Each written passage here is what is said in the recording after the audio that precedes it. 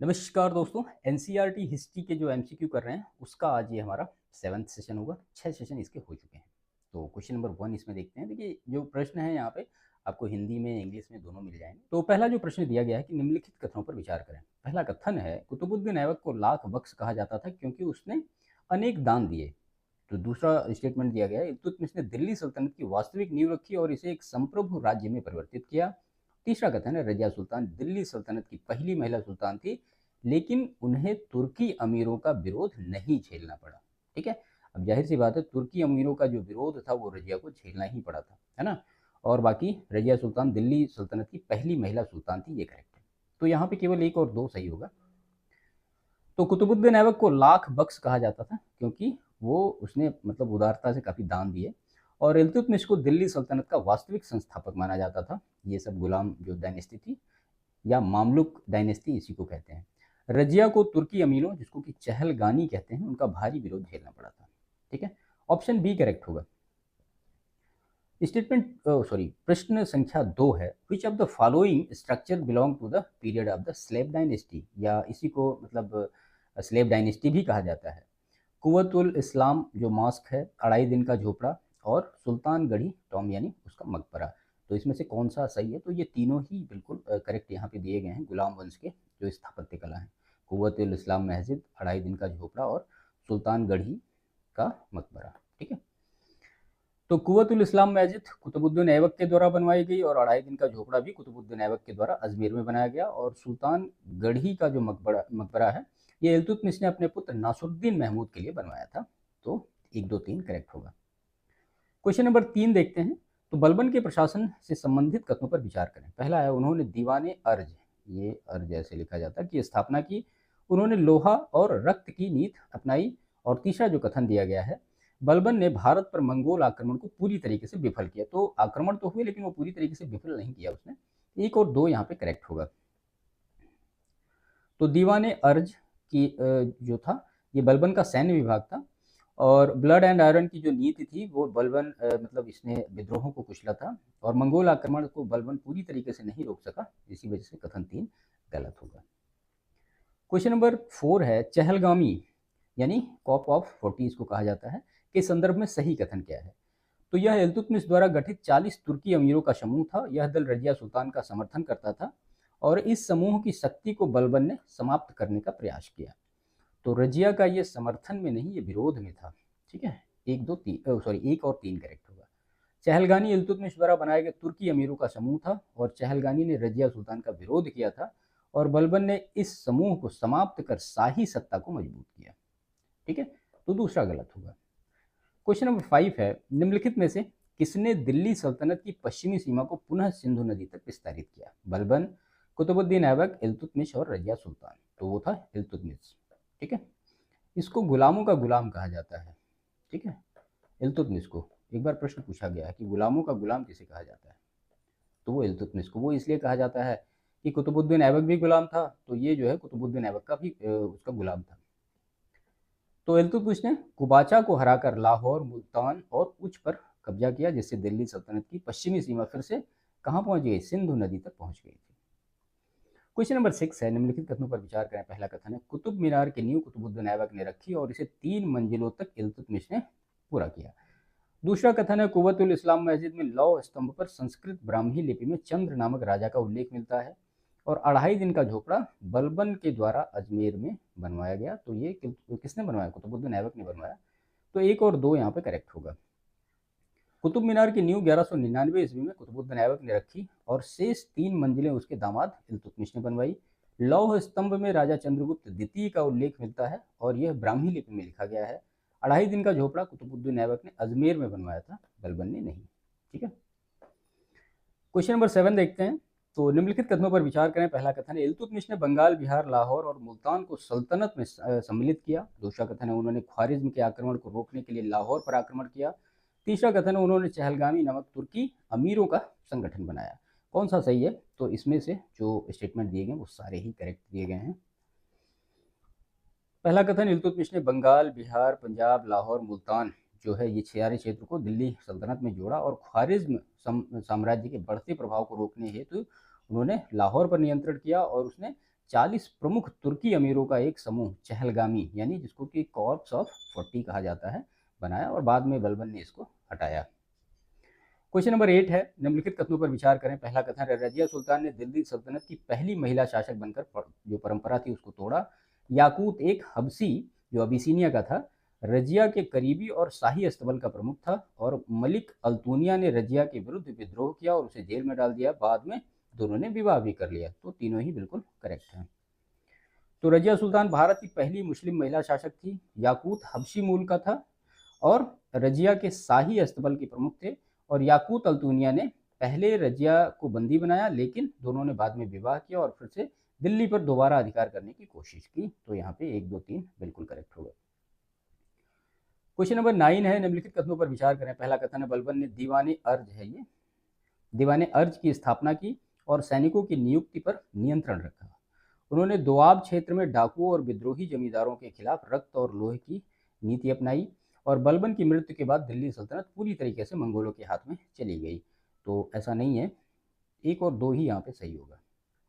तो बलबन ने दीवाने अर्ज के माध्यम से सैन्य प्रणाली को केंद्रीकृत किया, और बलबन ने रक्त और लोहा नीति से दोआब और रोहेल खंड क्षेत्रों को शांत किया। बलबन के बाद भी दिल्ली सल्तनत जो है वो बनी रही। मंगोलों ने उत्तर पश्चिमी सीमाओं पर हमले किए, लेकिन वे सल्तनत पर पूर्ण अधिकार नहीं कर सके। ठीक है, 1 और 2 सही होगा। क्वेश्चन नंबर 10 है, निम्नलिखित तथ्यों पर विचार करें। बलबन की मृत्यु के बाद गुलाम वंश समाप्त हो गया। दूसरा कथन है, जलालुद्दीन खिलजी की सत्ता प्राप्ति ने दिखा दिया कि उत्तराधिकार अब योग्यता और शक्ति पर आधारित हो गया है।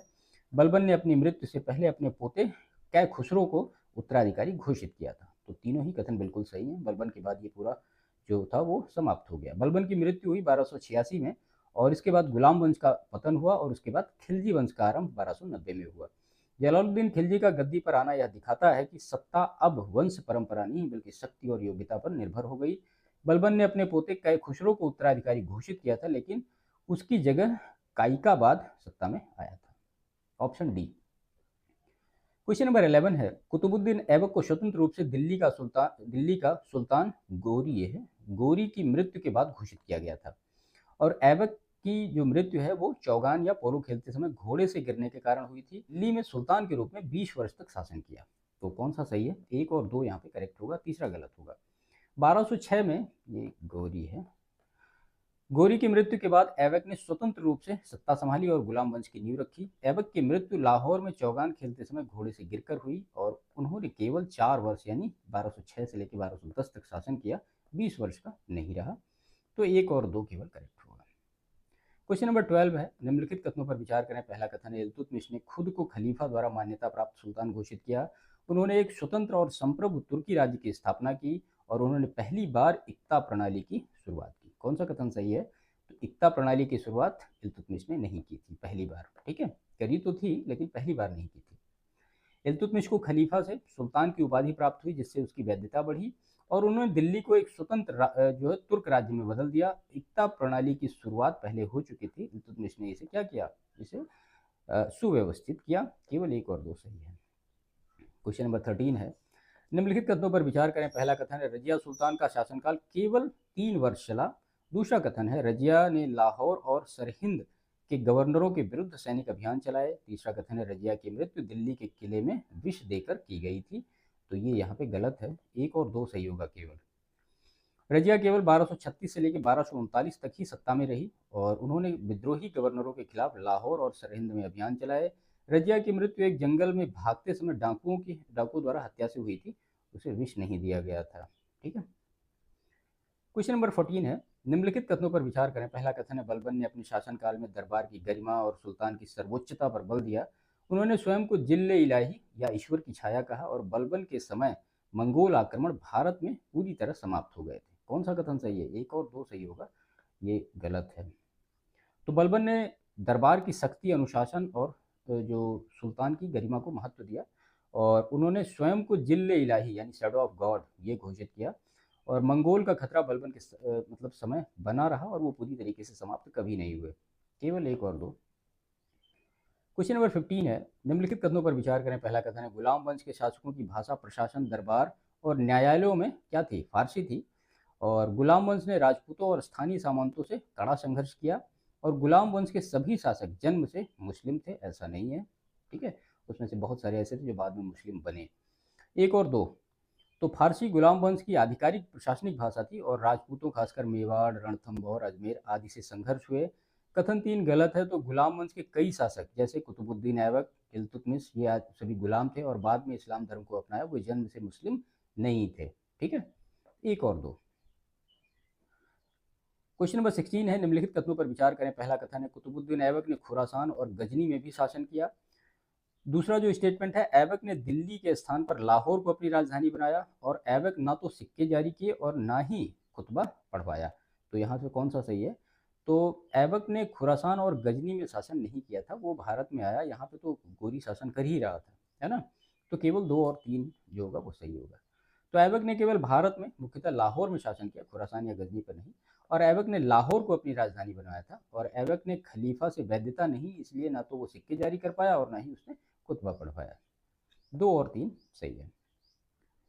क्वेश्चन नंबर 17 है, निम्नलिखित कथनों पर विचार करें। पहला कथन, इल्तुतमिश के समय मंगोल आक्रमण का खतरा उत्पन्न हुआ।